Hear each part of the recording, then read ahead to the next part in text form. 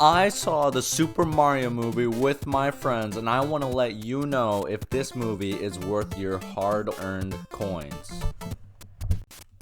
I want to start this off by saying if you're a big Nintendo fan, you will most likely enjoy the film a lot more. If you aren't as much of a Nintendo fan, you probably won't like the film as much as the ones who are, which is why I understand a lot of the critics' reviews on the film. Me personally, I'm a huge Nintendo fan, so you can probably guess what I thought of the film. I'll start with what I liked about the film, starting with the performances. And I'm surprised to say that all the performances were great. I was a little skeptical at first, like many, when it was announced that Chris Pratt would take the role of our favorite red Italian plumber, but when I saw the film, I thought he nailed the role.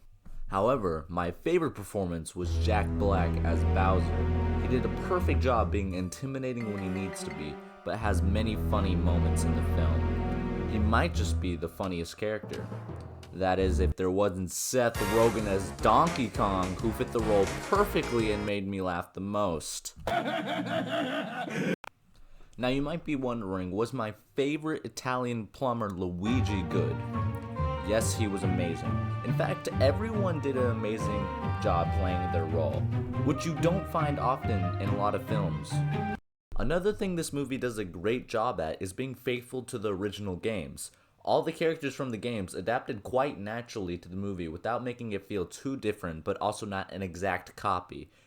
With the exception of Peach, who was actually improved on as a character, unlike in the games, where she was just a princess that you had to save. In this, she actually is quite independent.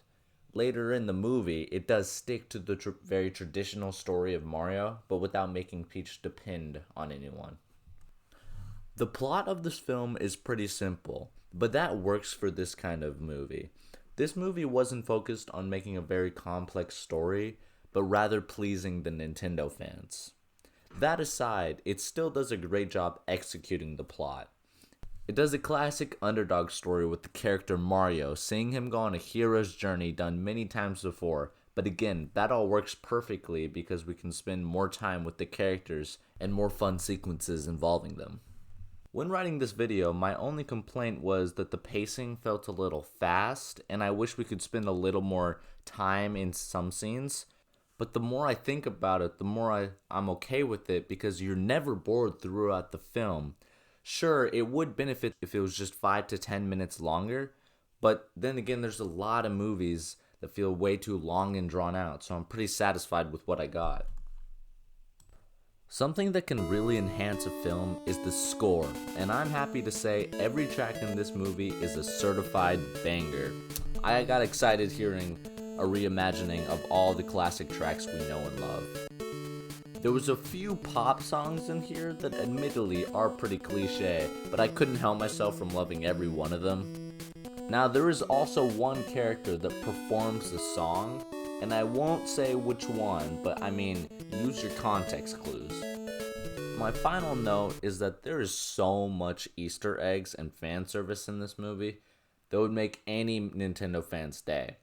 There was one game in particular that I've talked about on this channel once before that I really wanted the film to reference, and it's really subtle, but I cannot describe how happy I was when I saw it on screen. The Super Mario movie definitely met my expectations, and I can say without any doubt that it is Illumination's best film yet, and I give the Super Mario Bros. Movie 4.8 stars out of 5. And don't forget to like and subscribe.